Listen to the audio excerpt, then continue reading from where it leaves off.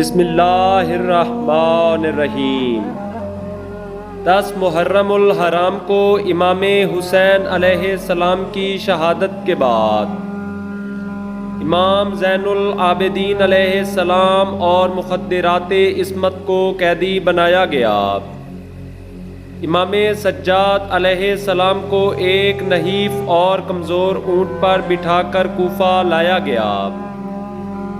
آپ کی گردن میں زنجیریں اور دونوں ہاتھ پسے گردن بندھے ہوئے تھے اور آپ کی گردن سے خون جاری تھا۔ اسی دوران آپ علیہ السلام یہ کلمات پڑھ رہے تھے: اے بری امت، خدا تمہیں کبھی سیراب نہ کرے۔ اے وہ امت جس نے ہمارے حق کے بارے میں ہمارے جد بزرگوار حضرت محمد مصطفیٰ صلی اللہ علیہ وآلہ وسلم کی عزت و حرمت کا بھی خیال نہ کیا۔ جب قیامت کے دن ہم اپنے پدر بزرگوار حضرت محمد صلی اللہ علیہ وآلہ وسلم کے ساتھ ہوں گے تو تم لوگ اس وقت کیا جواب دو گے؟ تم لوگوں نے ہمیں بے پالان اونٹوں پر در بدر پھرایا۔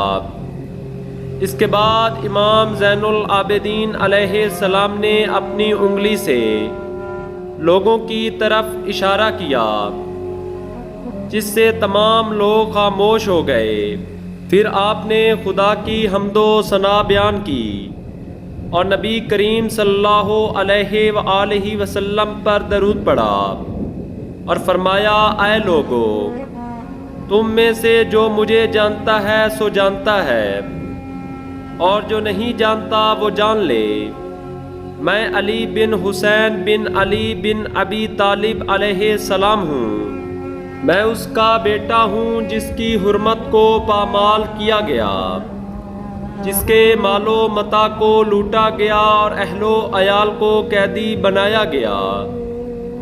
میں اس کا بیٹا ہوں جسے فرات کے کنارے بے جرم و خطا ذبح کیا گیا۔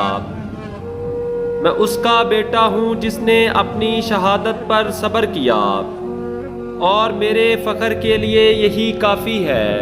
اے لوگو، میں تمہیں خدا کی قسم دے کر پوچھتا ہوں، تم لوگوں نے خط لکھ کر بلایا، عہد و پیمان کیا اور بیعت کی، اور پھر دھوکے سے جنگ کر کے قتل کر ڈالا۔ بس تم لوگوں نے ہلاکت کو پسند کیا۔ تم لوگ قیامت کے دن کن آنکھوں سے رسول خدا کی شفاعت کے منتظر رہو گے؟ یہ سن کر لوگوں نے بلند آواز میں گریہ کرنا شروع کر دیا اور امام سجاد علیہ السلام سے کہا: اے فرزند رسول، ہم آپ کے حکم کی تعمیل کرنے والے اور آپ کا انتقام لینے کے لیے آمادہ ہیں۔ یہ سن کر امام سجاد علیہ السلام نے فرمایا: یہ محال ہے اے غدار اور فریبی لوگو، تم نے جو میرے بابا کے ساتھ سلوک کیا، اب وہی سلوک میرے ساتھ کرنا چاہتے ہو۔ خدا کی قسم، اب میں ہرگز تمہارے فریب میں نہیں آؤں گا۔ ابھی تو پہلے والے زخم نہیں بھرے۔ ابھی کل کی بات ہے، تم لوگوں نے میرے بابا اور ان کے ساتھیوں کو قتل کیا۔ ابھی تو میں رسول خدا اپنے بابا اور اپنے بھائیوں کے صدمے کو نہیں بھولا۔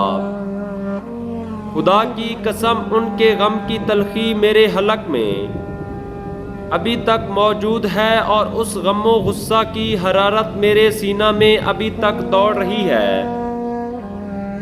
اللہم صلی علی محمد وآل محمد وعجل فرجہم۔